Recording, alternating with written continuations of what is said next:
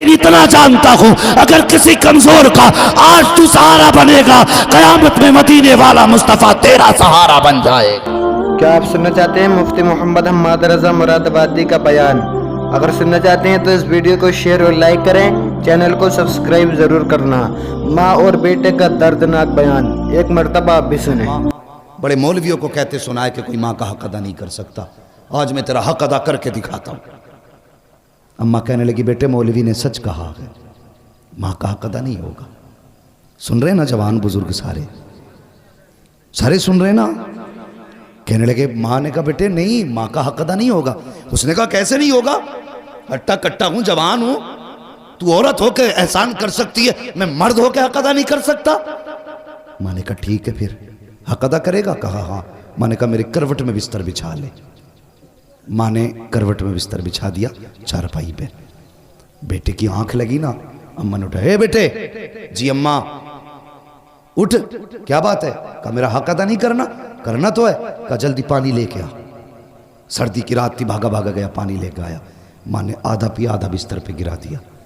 कहने लगा अम्मा ये क्या? कहने लगी बेटे बुढ़ापे की वजह से गिर गया। कोई बात नहीं बेटे, बिस्तर सूखा, उधर लेट जा।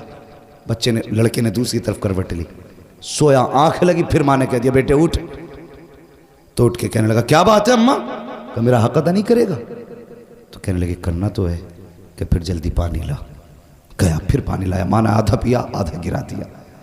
2 हिस्से बिस्तर के भीग गए, तीसरा हिस्सा बाकी बचा।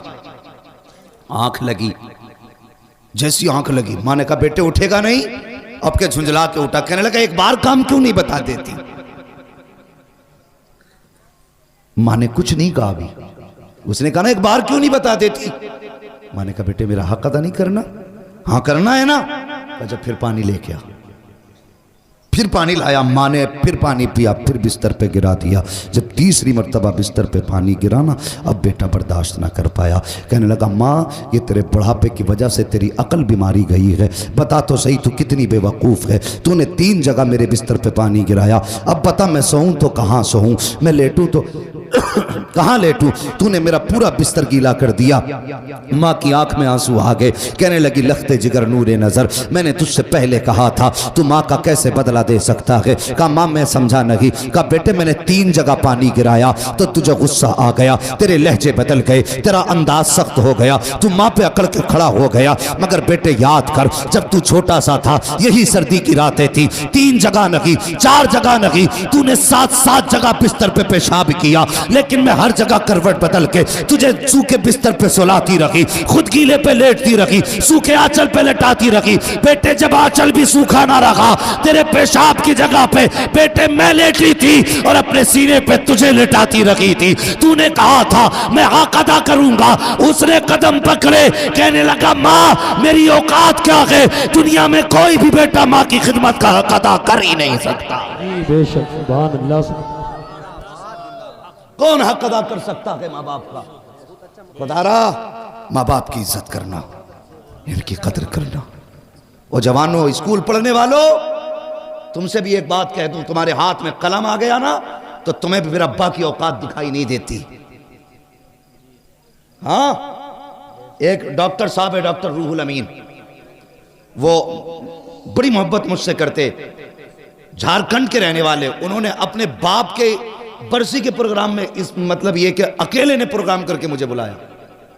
और बाहर मुझे बुलाने का मतलब होता आदमी का कम से कम 40-50 हज़ार का खर्चा, एक आदमी। और मेरे जैसे 3 और बुलाए थे।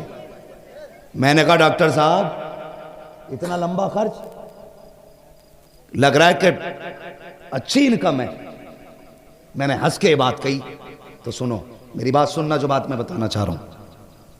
उसने इतना सुना और रोना शुरू कर दिया। कहने लगा कमाई ज़्यादा नहीं है, कमाई ज़्यादा नहीं है, मैंने इतना खर्च क्यों? कहने लगा ये मेरे बाप के सामने कुछ भी नहीं है। मैंने कहा मतलब? कहने लगे जब मैं पहले दिन मैं क्लास अटेंड करने गया था तो उस दिन मेरे बाप के पास पैसे नहीं थे। मैंने अपने अब्बा से कहा था अब्बा अगर आज मुझे फीस ना मिली ना मेरी ज़िंदगी तबाह हो जाएगी। तो वो कहते मुझे याद नहीं मेरे बाप कहाँ से पैसे लाए थे, और मुझे ला के 115 रुपये दिए थे। कहते कि उस 115 रुपये को दे के कहा था, बेटे बड़ी मेहनत से इकट्ठे किए हैं, मेहनत से पढ़ के भी आना है। कहता बाप ने 115 रुपये दिए, मैंने उससे फीस भरी, मैंने पढ़ाई की। कहता बात ये नहीं मेरे पास पैसा कितना, बात ये कि जब मेरे बाप के पास कुछ ना था और मैंने मांगा था तो मैं नहीं जानता मेरे बाप ने कहाँ से ला के दिया था। आज मेरे बाप की बरसी है, मैं चाहता हूँ अगर जान भी उसके नाम पर लुटा दूँ ना तो बाप के उस एहसान का हक अदा नहीं कर सकता। ये बाप होता है। अगर तुमने कहा था अब्बा फीस भरनी है, अब्बा ने ज़मीन बेची, तुम्हारी फीस भरी है। अगर बाप नहीं माँ बेवा है और तुम्हारे स्कूल की फीस और किताबों का दिन आया है तो खुदा की कसम माँ ने कंगन और अपने नाक कान के जेवर बेच दिए, लेकिन तुम्हें कामयाब बनाया है। आज तुम्हारे हाथ में कलम है ना तो इसका जोर अपने बाप को मत दिखाना, इसका जोर अपनी माँ को मत दिखाना।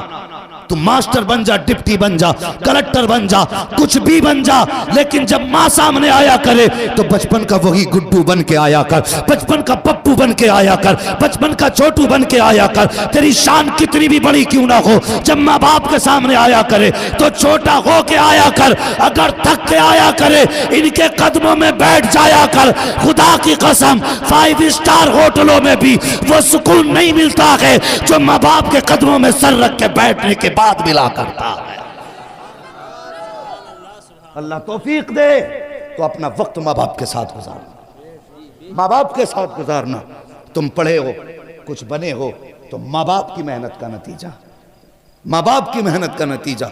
कितने बाप बेटों की फीसें भरते भरते मर गए।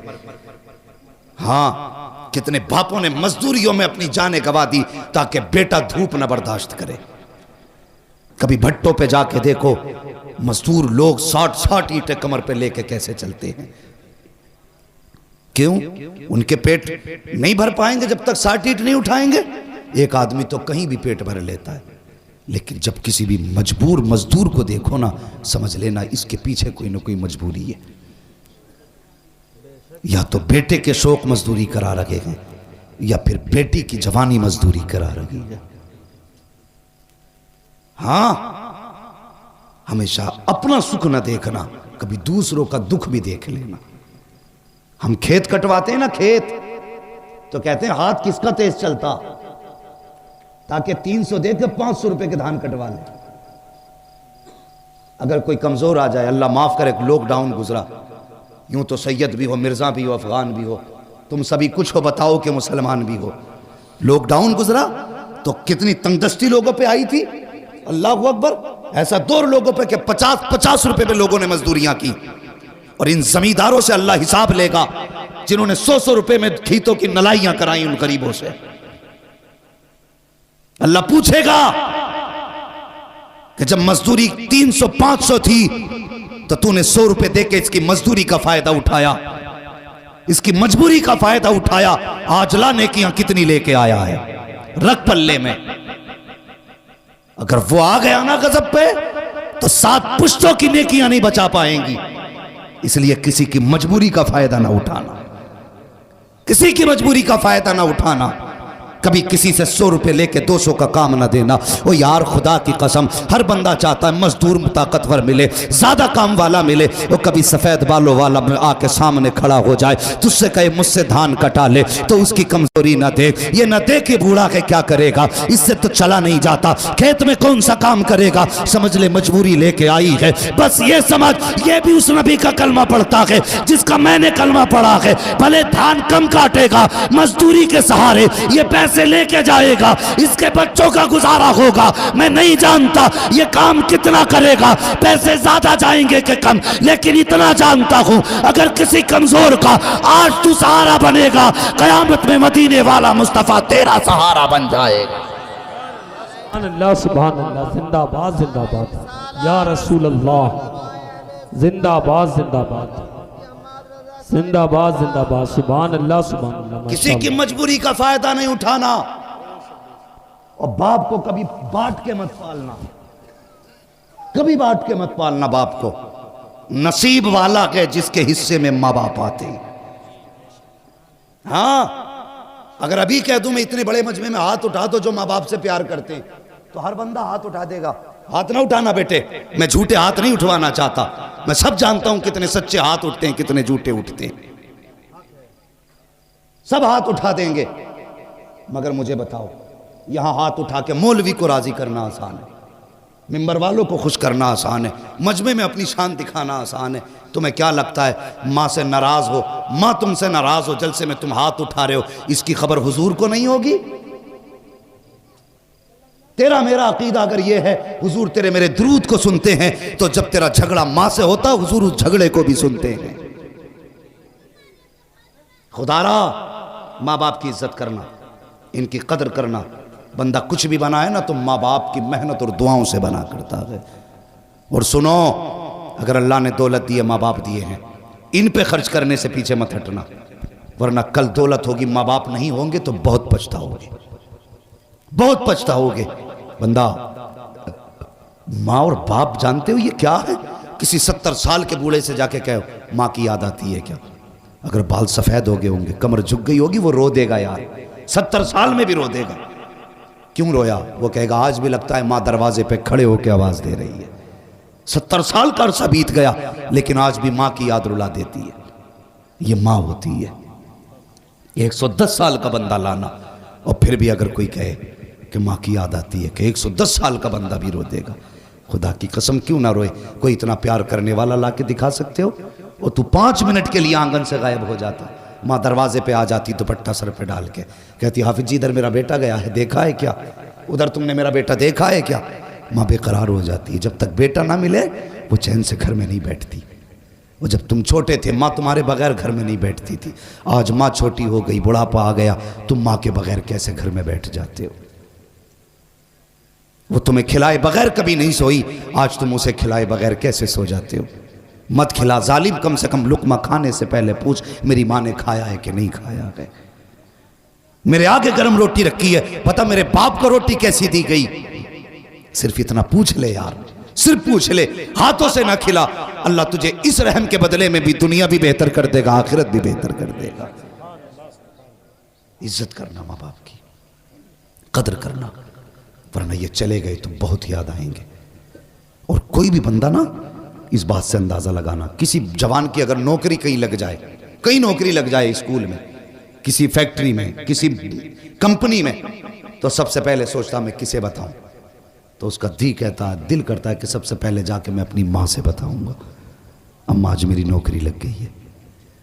हाँ यार तो बहुत थे रास्ते में, बहुत दोस्त भी थे, क्लासमेट भी थे, लेकिन नहीं, दौड़ के घर में आके कहता अम्मा आज तेरा बेटा कामयाब हो गया।